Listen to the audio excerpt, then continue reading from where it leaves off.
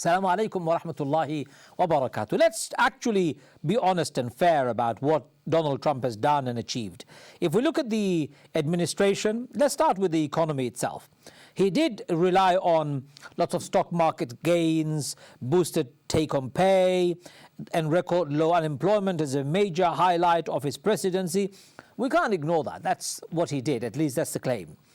With the judiciary and the Justice Department, he stuffed it, he filled it with complete and utter to the brim with lots and lots of Republican judges, so that the American public would forever have conservative influence for decades to come. In education, Trump's effort around education largely revolved around school choice and symbolic efforts appealing to culture war issues. We also have other things that he has instigated, such as the Black Lives Matter movement we saw taking full front page as well as center stage in the American politics under Donald Trump.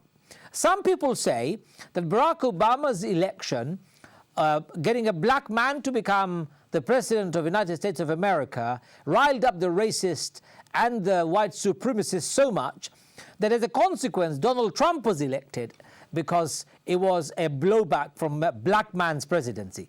Whichever way you look at it and however you analyze what happened in America, we now have Joe Biden at the helm of the presidency. He is going to steer the country to something more steady, apparently, make it more stable. And is he able to? Is he going to be able to change anything? Apparently some radical reform is going to take place within the first 20 days of office. Let's hear if our guests can enlighten us. Going over to you, Langston, belonging to perhaps more closely than the rest of us to the Democrats. Give us some inside stories. Let's hear some gossip and juicy things that are going to happen. What's this American president going to do as soon as he comes to the office? Is he going to rip up all the policies Donald Trump has enacted? Well, if I'm being honest, I would be somewhat shocked to see any radical reform under Joe Biden. But I do expect us to return to some sort of steadiness, some sort of comfort in America. I think that primarily Joe Biden's biggest goal throughout his entire tenure will be getting the COVID-19 pandemic under control. And given the damage that Donald Trump has done, that could very well take several years of Biden's term just to deal with those consequences. I do think that we're also going to see him undo some of the damage that Trump has done in some of our federal departments, like the Department of Education. So let's before you go to that, COVID-19, what's he going to do radically any different to what has been done already by Donald Trump? Of course, so go on, let's hear it. I think we can expect a real plan to deal with the situation rather than just ignore it and hope it goes away and spread lies about it. I think we're going to see an actual plan to get the vaccine distributed across the country in a timely manner rather than sort of leaving it up to the states to decide. I think we're going to have a some more solid guidelines from the Center for Disease Control and other government agencies rather than those things being blocked as they have under Trump. Well, $1.9 trillion spending package has been promised to speed the distribution of the coronavirus vaccine. And Biden's goal is to provide 100 million vaccination during the first 100 days of his administration starting on Wednesday. Such a staggering figure. He's also promised $20 billion in national vaccination program, 1,400 stimulus checks, and expanding unemployment insurance supplements to $400 a week. Quite a generous package there, Professor. What do you make of that? Do you think he's going to be able to deliver on this? So I would like to answer something to go back, and then I'll talk about the idea of the generous package. But why I think we might have more success under Joe Biden. One of the things, for instance, been in the news recently, for the first time, there will be a cabinet level position, one of his most trusted senior advisors, dedicated to science. to letting science begin making decisions. For the last 4 years, that has been the antithesis of how this administration worked. Science was something to be eschewed, was something to be mocked. There's been this anti-education that's pervaded the Republican Party for quite a while, but really came out in these last 4 years. So that's a sign that he's going to do things differently, right? If we can be guided by the science, if he won't argue, let's say, with Dr. Fauci, if Biden won't come up with remedies that he's heard might work and people take and get very sick from it, if he won't suggest people ingest bleach or put light in their bodies, we're already on a better path in that regard. So I think there's reason to hope that things will go better. That was hilarious, though, getting some bleach in your system. I was hoping that American hospitals where he was treated for COVID would have enacted that on him first, but luckily escaped. Let's move on to housing then. Professor, your opinion about housing. Millions of Americans face uncertainty over their housing security as massive job losses driven by the pandemic have crippled citizens. What kind of stimulus packages is Joe Biden offering for housing for people? Things like freezing evictions, letting people get late and behind on their rent. This goes back to our conversation earlier. The fact that so many people in this country think it's okay that if you can't make your housing payment, you are kicked out onto the street. And that's just the cost of doing business in America, right? So when Biden and Kamala Harris are going to put freezes on evictions, they're going to give rent assistance, that's the kind of thing that we need, right? Housing is a fundamental human right. And in a nation that is as wealthy as we are, to let anyone lose that right because their inability to pay, much less in the middle of a pandemic, is obscene. It's obscene. What I'm reading here is he's going to be offering $30 billion in rental assistance to stop a wave of eviction. And $900 billion stimulus package is what he's proposing for helping the sector itself. I'm just going to go through some of these one at a time, if I can. Over to you, Langston. Environment. Trump made no secret about his opposition to environment, and he was skeptic about all of it, including opting out of the Paris Agreement, if I recall correctly.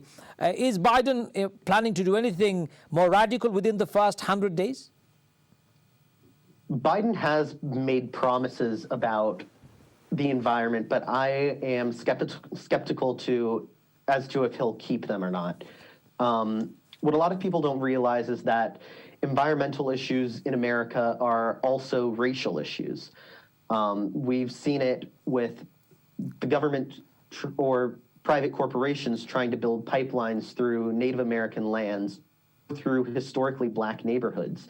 There was one in Virginia that there was a huge fight over, where they were trying to build a pipeline right through a black neighborhood that had been historically black since before the end of the Civil War. That was luckily stopped, but I don't see any major changes. But if you're going to racialize this conversation, let me ask you one simple question.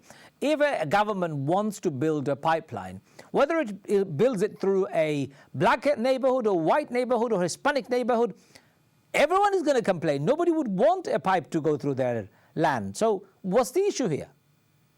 Well, the issue is that it's typically only done through black and Native American lands in the U.S. It's never going through a wealthy white neighborhood. It's always going through a historically black neighborhood or a Native American settlement. Perhaps the solution should be that we go back to housing and start creating housing which are mixed rather than this racially segregated one. He does promise, though, some tangible promises, such as 100% clean energy by America by 2035. He wants to create, he's already made a promise to shift all the federal fleet of vehicles from gas to electric immediately. So there are some tangible promises that he's proposing. We look forward to it. Now, going over to Professor, about immigration. Tougher immigration laws and promises of a border wall was made by Trump, a 2016 election campaign. He wanted to build a wall that he wanted the Mexicans to pay for. He had banned Muslims from various countries. I've been a victim of it myself. Sadly, those were some of the immigration policies of Donald Trump. How is it going to be any different under Biden? I put a minus sign in front of everything that you just said is how it's going to be different. I mean, is Joe Biden going to promise to wall off our border? Absolutely not. Is he going to make the far-fetched argument that the country on the other side will pay for it? Absolutely not. Is he going to take it down? Hold on. Is he going to take it down? That wretched wall, is he going to take it down? Oh, I have no idea. I don't know if he's spoken about that or not. If he did, I wouldn't be surprised. Okay. But I have heard, isn't he come up with his plan where there'll be an 8-year path to citizenship? Isn't That's that right. 8-year for those people who have been stuck in a limbo state within America. If they've stayed there for 8 years, they can apply for citizenship, and that's probably the fastest way to citizenship in American history, or ever since official ones have begun, right? Yeah, and to go back to a point that Langston made in your response, I mean, one of the things that the more you learn about America, everything has race at its core in America, right? If you look at healthcare disparities, they go along racial lines. Housing disparities are along racial lines. Representation in Congress are along racial lines. And so, yes, white and black communities will equally complain when a pipeline is proposed to the neighborhood, but who has the money to influence the senators and the representatives? Well, it's the white communities, because wealth in this nation is along racial lines. And so really at its core, race really is the linchpin of so many, all of our issues here, because of how we were founded and how we've maintained power since then. I think Langston is spot on. Is it possible, Langston, to even maintain a country like America with zero immigration? Because that's what Donald Trump was proposing, from 125,000 admission cap of refugees at the time when he took office, to about 110,000 at Obama's final year, to 15,000 announced by Donald Trump in October. He was marching towards zero, wasn't he? That was his idea, but I don't think that is possible. America depends on immigrants.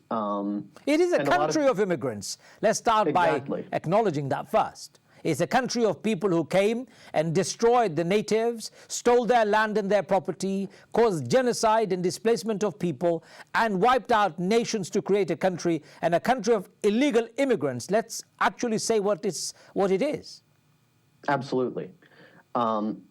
And now those same people who came here and destroyed the culture of the nations that were here before us are complaining that we're going to have people coming from south of our border and destroy our American culture, which doesn't actually exist. There is no American culture in reality. It's many cultures. It's a melting pot, as we call it, melting pot of the world's population. I would actually argue with the melting pot concept because that concept sort of depends on people coming to America and assimilating and joining this sort of joint American culture, whereas in reality, people maintain their culture when they come to America, and that's what makes it great. Fair enough. It could be a stew. It could be a stew then. Everyone retains their individual identity and they're brought together by a broth. Let's go to gun control, over to the professor, if that's okay. Professor, gun control. Donald Trump has had his maximum popularity with the gun lobby. He loved them, and I think they even came to the Capitol Hill with guns and even bombs. What do you think Biden is going to do after so many people have lost their lives, innocent lives have been robbed by these gun-holding vigilantes or individuals in America? Well, I mean, the one bit of good news in the last few days, of course, also has been that the NRA, which the National Rifle Association, which has been morally bankrupt forever, is now financially bankrupt. So it's not as if they're completely out of the fight, but they're definitely down. So in that respect, there's that much less lobbying power for a while, at least, to influence the voting members of Congress. How did they become so financially bankrupt? Didn't people pay, or what happened?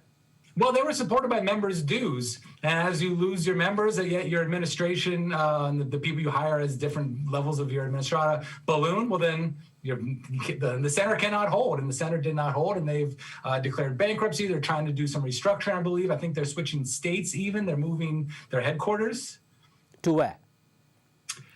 You've got me on that one. I want to say they're leaving Colorado for.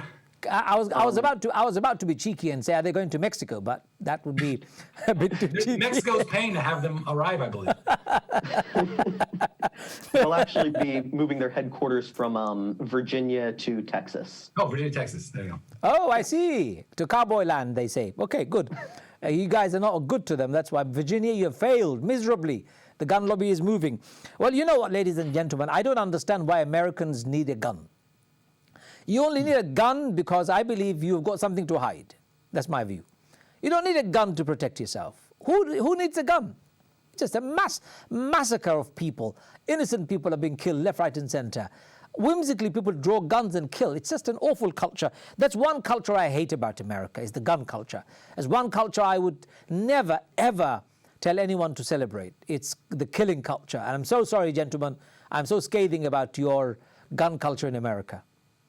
I'm in complete agreement with you. I think one of the interesting questions, of course, is why is it here? Why do we have this? And who wants a gun? Well, it's people who are afraid, right? So why is this fear so pervasive that people will cling so tightly to these guns? I think you might argue it goes back to, again, to the big lie that we know. We know what we have done domestically and foreign, here and abroad. And so I think there's this refusal to admit history, but yet you retain this fear of righteous vengeance that sort of hovers metaphysically above your head. I would not be surprised if people did a study of gun owners and found fear in much higher proportions than in the non-gun owning public. I of won't course, be those who surprised. don't own guns now have to fear the gun owners, but that would just confirm the thesis that it's fear that drives you to own that gun. I'm sure they would argue otherwise. Okay, let's go to healthcare. And this is the last part of our program. Healthcare has been a major issue. Obamacare was reversed by Donald Trump as soon as he came to the office. Was it repealed? And I found that so terrible. Even Obamacare wasn't good enough as far as I'm concerned. Would we be seeing, Langston, poor people getting anything resembling NHS that we have in the UK? Well, if it were up to me, we would switch to an NHS system here. But unfortunately, I don't see that happening under Biden. He was one of the few presidential candidates in the Democratic primary who did not support a universal health care program. He does have his own program, which will bring health care to a lot of people who don't have it, but it won't bring it to everybody. And I think that's a big problem. We have a saying here in the US that health care is a right, not a privilege. But unfortunately, that's not something that our government tends to believe, regardless of who's president. What's the philosophy behind such a belief that healthcare is not a right but a privilege? Why? Why do people think that like that? It's something that's necessary to survive. The same way that housing should be a right. No, not a I'm asking the other way. I'm saying, why do people actually think that it shouldn't be a right? It should only be a privilege. Why do people discriminate people on healthcare? I don't understand that. Well, I think it's for the same reason that people discriminate against people on housing. There's a general belief in America that if you're not succeeding, it's your own fault. And that's simply not true, and it's a toxic belief because a lot of people in America have been prevented from succeeding for generations. Over to you, Professor. What is the philosophy that drives people to be so ruthless to their neighbors who could be dying of illness and can't even afford any medication just because they don't have any health care? But they couldn't give a damn. What drives them like that? Well, I don't want to be overly reductionist, but I'm going to tiptoe toward reduction here. Religion has in so many ways been a through line for this nation, and particularly a brand of Christianity which has these puritanical roots. If you believe that evil happens to people for something that they've done, right? If this is a major part of your theology, it's going to carry over into the secular world too, right? So if suffering happens for reasons that are attributable to the sufferer, then the same thing. If a turn of bad circumstances, it's not circumstances, it's that you've done something to deserve these circumstances. And so if you can't afford health care, well, it's because you didn't get the kind of job that gives you health care insurance, which is just on its face again, it's another obscene part of America, I would argue. But if you trace it back to this belief between the causality of sinning and suffering, I think there's a strong argument that that might be why America is so hooked on the belief that you only get what you deserve, for good and for ill. That if you get ill, you deserve it. So maybe that by that very reductionist theory, American people deserve Donald Trump, so they got him. I have heard that thought expressed almost in those exact terms, right? You get the elected officials that you deserve. Well, isn't that true, though? They voted for him, they rooted for him, they cheered for him, they even tried to take over your government for him. So they got what they had, now is, of course, gone. It's a very sad reductionist theory, but it does make sense in some ways. Maybe what America needs is a completely different religion altogether, rather than this very puritanical Christianity that has destroyed and divided America. Do you think a complete reformation is needed of American Christianity? It's interesting to think about American Christianity. I think what is needed is a degree of introspection that America, and this actually goes back to what we've been talking about before. America has long resisted the kind of introspection that is part and parcel with a secular life, but also a spiritual life, right? Like, to be truly spiritual, it involves this ability to look at oneself critically and hope that one could be better. We have not had that awareness in America, where we can look, and we is being, I know, painting with a large brush. But by and large, there's a resistance to looking at ourselves critically, individually and on the community level. And so what we would need is some sort of reformation of education, yes, of spirituality perhaps even, that lets us have that critical awareness about ourselves so we can admit to our past and our present and hope for a better future, therefore. Do you think America could do with Islam? More of it. Though Donald Trump would have banned it, I'm talking about more of Islam in America, just to create a balance in America. I don't know if balance is so much, because if anyone adopts any religion blindly without the self kind of critical distance, it's going to lead to problems, right? So it's not necessarily that a particular religion is the right one or the best one for America. But there will be a countering one. For example, Christianity dominates everything in America. Even Donald Trump says he prays every day. George Bush said he prayed before he sent his troops. There has to be a counter to that, and that is Christianity should not be the only dominant religion in America. There should be other religions to compete, and Islam is, of course, a growing religion, and a majority of my viewers are Muslim, so I'm just assuming that it would be a natural question to ask whether America could do with a dose of Islam. I would actually much prefer a dose of the scientific method, let's say, as the counterweight, right? Like any belief system that requires the abdication of reason to accept some of its tenets, right? Like if I can't come to the truths of a belief system without working my way through them, I think that opens the door for me accepting other things without evidence, And so I think, why are so many people in America resisting vaccines, resisting climate change? Because they have been taught that faith is enough, that reason is suspect. And so I would argue a better counterweight would be, let's spend more time teaching hypothesis and experiment and coming up with competing explanations and then retesting. And I read a great book, Yuval Harari's Sapiens. And one of the great ideas in that is that the scientific revolution wasn't a revolution in knowledge. Harari says it was a revolution in ignorance. It was when we began to say to ourselves, I don't know why this happens. And what I think I know might be wrong. And so I would argue that would be more conducive to a better future. If we could begin to admit to ourselves where we're ignorant and then work toward that. Professor, with due respect, I'd like to say it sounds like you don't know much about Islam, because Islam began with the first revelation called knowledge. Read was the first revelation.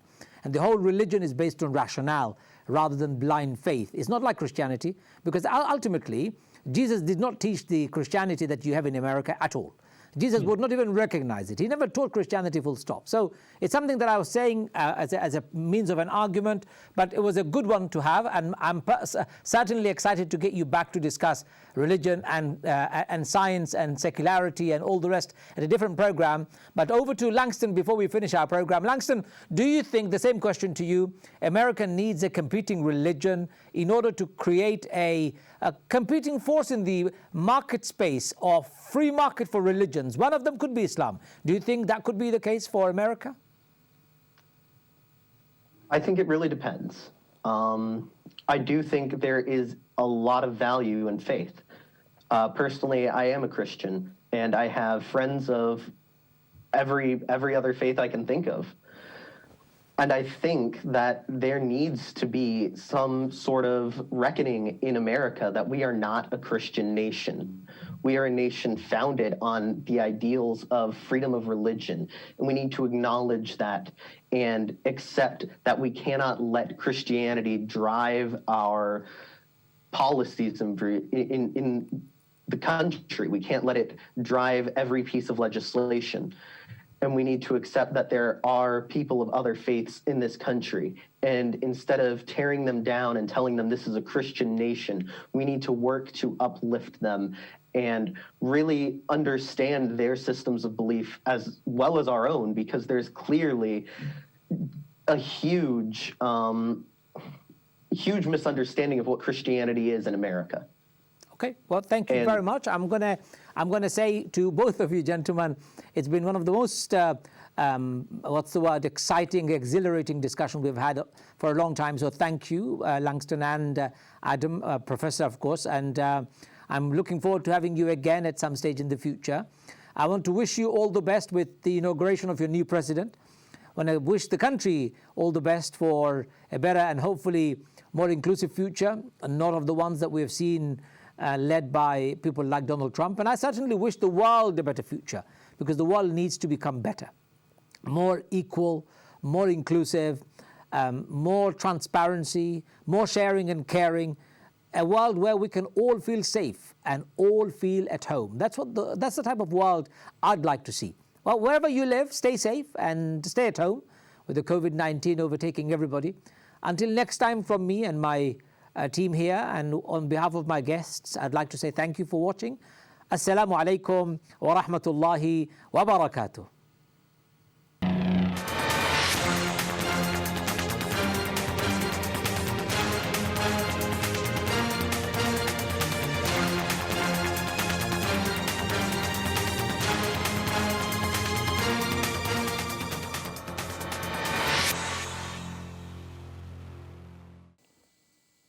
Assalamu alaikum wa rahmatullahi wa barakatuh. Welcome back.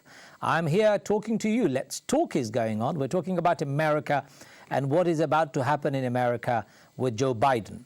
I want to ask our guests, that is Langston Carter and Professor Adam Lamashasky, to tell us about some good things Donald Trump may have left behind as his legacy. Is there anything good he has done, or is he all bad, miserable, awful? What has he done that is good? That's what I want to know. I know you guys are ready to tell me all the good things that he has done. Let me start with the professor. Professor Lamashasky, go ahead. Tell us about what good do you see Donald Trump leaving behind? I don't see any good being left behind. I truly don't. He is, in my mind, just left behind. I mean, the symbolism of the Capitol could not be more apt, right? There's a wreckage of government in his wake. Institutions damaged, if not destroyed outright. People dead. We're crossing 400,000 deaths from coronavirus here in the States, which I put so much of that at his feet. So I would be hard pressed to come up with something good to say. Wow, that's quite cruel there. Let's go to Langston. Langston, do you have anything positive to say about this outgoing president, if I may put it?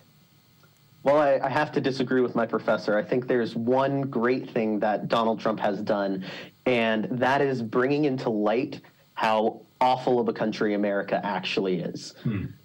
I think before Trump, there was a sort of everyone denied that there was racism still in America because we elected a black president. And Obama was the end of racism for a lot of people. But in reality, that's just not true. And Donald Trump has really shown that.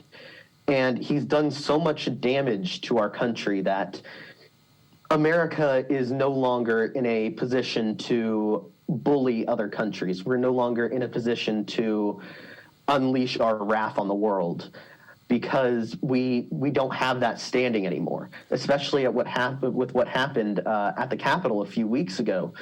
It shows how weak we are. It shows how weak the country is and how there's not really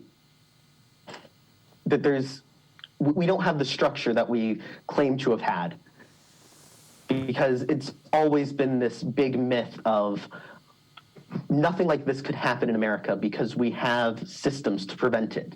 But you know, the truth that emerges from what you're saying is not that you are running on the empty, or it's a big hollow shell with very little inside, with racism at its core. But there's also another thing that is very clear, that American gung-ho policies when it comes to foreign policies has actually shown how terrible and rotten it has been. So America has miserably failed in Iraq, miserably failed in Somalia, miserably failed in Afghanistan after spending if billions of dollars in trying to get rid of the Taliban. The Taliban are on the way back to government. Al-Shabaab are on the way back to taking over Mogadishu. Iraq is under the grip of Iranian regime, who Americans have been hating and attempting to attack so many times. American foreign policy at its core is rotten. That's something that Donald Trump has also proved. Would you agree with that, Professor? I would, and I'd add into there too, I'm always interested in causes of things, or the meta story of things. I think foreign policy could be said to be rotten because domestic policy has been rotten since inception. We've been talking about the big lie a lot here in America, in newspapers and media and things like this. But America was premised on the big lie of believing that you could justify owning another human being. But of course, to do that, I was listening to a great podcast by Brene Brown, who's a psychologist, talks about empathy and things like this. To do something like that, you have to dehumanize the people that you want to do this to, right? So I think if you look at America through this lens of, we have been in the business of dehumanizing groups of people, telling ourselves the big lie about them so we can pursue our economic ends, right? It's this economic driver. I think it's so surprised that I think about, for instance, people are gathering money to send to the National Guard troops who are stationed in the Capitol and on the streets of DC. And at the same time, people on the streets of these cities who have no home, who have no care for mental health problems, are dying and freezing to death on our streets. Yes, I remember that, Professor. When I came to DC a few years ago, stone's throw from the White House, I was serving at a soup kitchen, and I saw hundreds and hundreds of very poor people walking with sandals in minus 20 degrees temperature outside. And I just couldn't believe it. I was so gobsmacked. I was so upset by seeing that. And it was right in the shadow of the White House. Which makes perfect sense. If you have told a people, you've told a nation that you are special, that by virtue of your hard work you succeed, and by extension, if you haven't succeeded, you must not have been working hard, then it allows people to form these calluses over their hearts where they can walk by those people on the street and not be moved to help them, not be moved to help the charities that help, because they in fact blame those people. They begin to see them as less than human. The situation you're describing, what is that other than a domestic policy failure? Indeed. The fact that when students don't get to go to school because of COVID-19, one of our problems is we have to figure out how to feed those kids because they're not getting enough food if they're not at school. That's a domestic policy failure. And so, of course, on the foreign stage, we are as riddled with corruption as we are at home. It begins at home in all kinds of ways. And if it wasn't for a footballer in the UK by the name of Rashford, we would not be feeding our school kids even during the COVID-19, the same as in America. What we have is a conservative government who has the same philosophy as the American philosophy, or more capitalist philosophy, where if you don't work hard, you don't belong, and if you don't belong, you're dehumanized. I get that very well. Over to you, Langston, with the next point in the question. One thing I noticed on his departure, on the day he's leaving, he's just called out China as a genocidal maniac against the Uyghur Muslims. Obviously, he didn't use the word maniac, I am. He called what's happening to the Uyghur Muslims by the Chinese government as genocide. And I think that's an amazing thing to do. It's high time that this is being talked about. Would you think that's a good thing he did? I do think it's a good thing he's done, but I think it's also incredibly hypocritical, because he has had his entire term to speak up about this, and he's doing it now, the day before he leaves office. Not to mention, he has been putting children in cages on the southern border in the United States, yes, which is something we don't talk about here. Trump has literally set up concentration camps for immigrants as they cross the border in the United States. So for him to call out anyone for any moral shortcomings is hypocritical at best.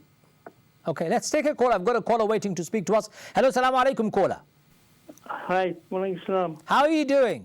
I'm doing fine. You? I'm very good. You sound very tired. Have you not been well? No, I'm not. I might sound tired, but I'm not. Okay, Sorry. good. Good to know that you're doing well. So what do you think? Inauguration of what's his name? Joe Biden. Donald Trump is about to go. He calls China a genocidal maniac as he leaves. Keeps silent about the Russian atrocities in Syria. Doesn't say anything about his own stupidity at the doorstep of what he did to the Mexicans. What do you have to say about that? Well, that's classic him, isn't it? He's a narcissist. He's not going to say that anything negative about himself. But, the only one thing, well, your guests there haven't mentioned is that the only one thing he can actually take credit for is the fact that he wasn't a warmonger like Bush. Okay? I don't know if he waged war. I mean, he didn't wage war with any particular country. He did threaten, though. He did threaten. Yeah, but they always threaten, don't they? I mean, they've always done that. Which one of them haven't done that? I think his threats were more comical, calling out the North Korean leader, Rocket Man. I love that phrase. Well, he did say that, but then didn't he rub shoulders with him at the same time? Of course, so of course. They're all two-faced, you see, my friend. He wanted a Nobel Prize to be given to him straight after bringing that chamcha of his to sign a treaty, which at the end turned out to be nothing but fake. Yeah, but of course, I mean, look, if they offered one to Obama as they did, of course he's going to want one. And, Obama is only half black, so, What do you mean half black? He's black. Come on, don't be racist. Yeah, no, I'm not being racist. I'm just saying, look, in fact, some people did say that, so I'm not being racist. I think Donald Trump called him a Muslim, closet Muslim. I wanted to check his birth certificate as well, but I haven't heard anyone calling him half black. But what is it? Well, but that's what he is, isn't he? Anyway, but that's beside the point. Anyway, let's talk about Donald Trump and Joe Biden. Okay, Donald Trump. Look, I'm glad to see the back of him, but him being a narcissist, I'm very sure after 4 years he's going to run again. Look, unless the Americans find him guilty of a crime. Oh, that's another scam as well. Well, of course, they're trying that because they know he's going to run again. But look, if he does run, I hope that he keeps that Clinton woman out, because you do not want that woman running. No, she's not going to come back. She's too old by that time. But so is Biden. He's 78. He'll be 82 if he runs again. So and he's 74. So they're all old. I don't think age will hold them back. Okay. But anyhow. So I don't know. Look, I don't know if your guests here will agree with me. Well, let me ask them that question. Change. Not much will change, my friend. Whether it's your blue state, red state, they're all the same. The foreign policy, as you mentioned, will never change. Resource robbing is what they do best. Okay, so they will never change. if you look at the foreign policy, and you find that the domestic policies here and there might differ, and they'll never have a equivalent to a national health service.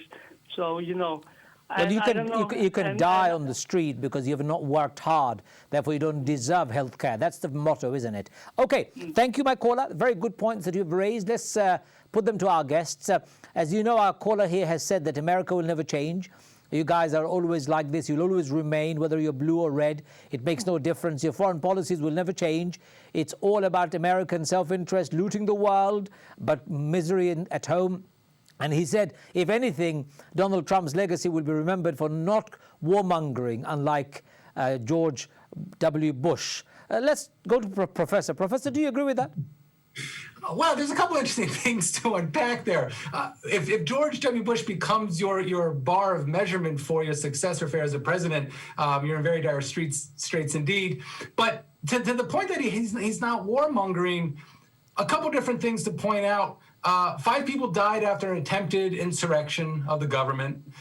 There are national troop guards all over D.C. There are attempts on state houses across the country. In the past few days, this administration has executed more people than we have, I believe, in the past 60 years. That's a kind of war on your own populace. So I would push back a little against the warmongering. I know that the caller meant, and I take his point, caller meant international disputes. Yeah. He's talking about Iraq. He's talking about Syria, Afghanistan, the many American adventures that we have seen. Obviously, George W. Bush, God was speaking to him, and whichever channel he was using, it sounds like it was the devil that had taken over. But nevertheless, let's not dwell too much on it. Let's go to discuss any other positive points of Donald Trump that the world should remember. So he was not a warmonger. Perhaps he did not declare war against anybody. He called the Chinese Chinese atrocities of Muslims a genocide. Do you think that's a good thing, Professor? I will. So I hadn't heard that. I guess that's a relatively new development. Came today.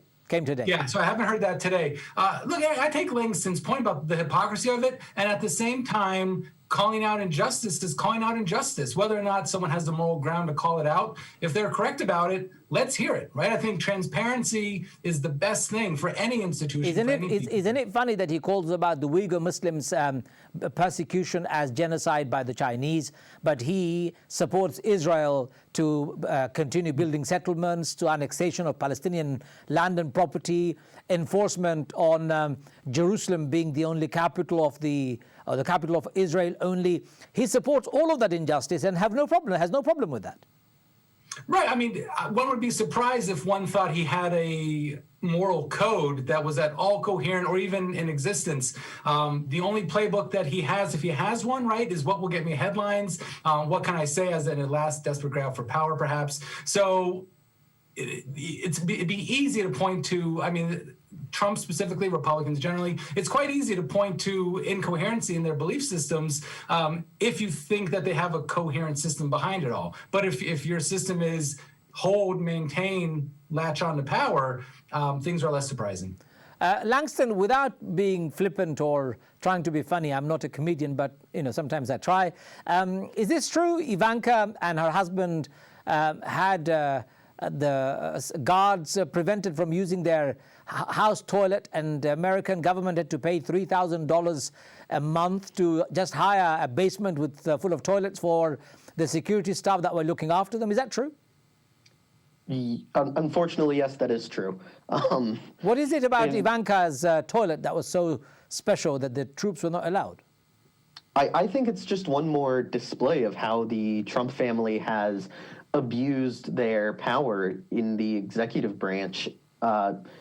Not only that, but Trump has also spent more time of his presidency golfing than he has actually leading the country.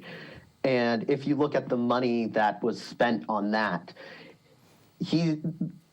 this first family has cost the United States more than any other in history in terms of having to house Secret Service when he goes down to Florida to play golf, in terms of having to bring in toilets for their Secret Service because they won't let them use their bathrooms.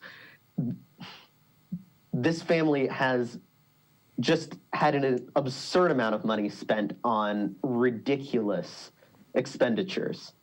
It sounds there is a psychological problem here. If somebody comes to knock on my door and says, "Can I use your toilet?" I'll say, "Of course, go ahead, no problem." Human, we all need to go to the toilet. If Ivanka says no to her personal security guards, those who are protecting her from using her toilet, something is mentally wrong. A retarded approach, I'd call it. I don't know what else I could use to describe this. What about you? How do you think there is a mental problem with this entire approach? I think the entire family is just extremely narcissistic in every way possible. I think there's that they have a certain idea about who they are and how they are better than the rest of the country because of not only their position of power right now, but also the position of power they came from as rich people in America. That is so sickening, Adam, to even hear that families, the president's family would live like that and behave like that. It just doesn't make any sense.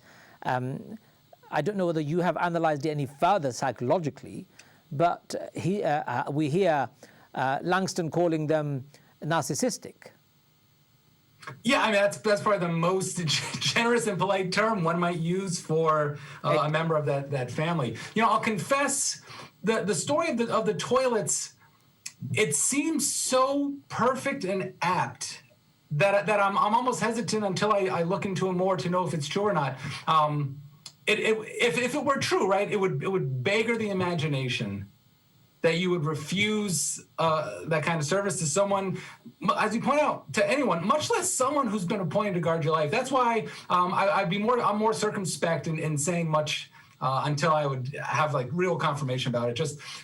It seems beyond and in the last 4 years, we keep learning that what we used to think was beyond the realm of possibility is quite within the realm of possibility. So it may well be. I haven't looked into it enough, so I'll refrain from saying much more about it. It would be interesting for a psychologist to do a proper analysis of this family, especially Donald Trump and his entire entourage, to see really what went wrong with these people when they were young, what kind of deprivation they had to go through to be so depraved, both in their moral compass as well as their narcissistic behavior and the arrogance and the contempt that they showed to the rest of the world. It would be very interesting to see. Professor, maybe you should do a study in your university, get some of your students to do a proper analysis. I think, didn't his niece, Mary Trump, already do that work in her book about him? Because wasn't she trained as a psychologist? Yes, she is, but that's slightly skewed because she is a niece and she may be having an axe to grind. I'm talking about more objective analysis from a third-party objective body, such as a university, because ultimately we want to learn what attracts American people to vote for him and what is it that keeps him at the top of it all with such behavior that American people were quite happy to have him until the election came. I don't understand how American people tolerated him. There should have been a revolution in America to oust him, but nothing happened for 4 years. You guys would just sit there and waited. To push back on that a little bit, think about the protests beginning, not long after his only inauguration. People have been taking to the streets, protesting Trump this whole time. You think about the great work of activist Stacey Abrams is the most visible, of course, in Georgia, but all the people that she was able to corral and all the unnamed people who did all this work, Georgia turned, right? Our state of Georgia ended up electing 2 Democratic senators. So there has been lots of ways that the American people have been pushing back. I mean, he came in with his election and he's leaving, losing his election. He's lost the House, he's lost the Senate. So one might argue that though it is though it is a struggle, America has been resisting and pushing back.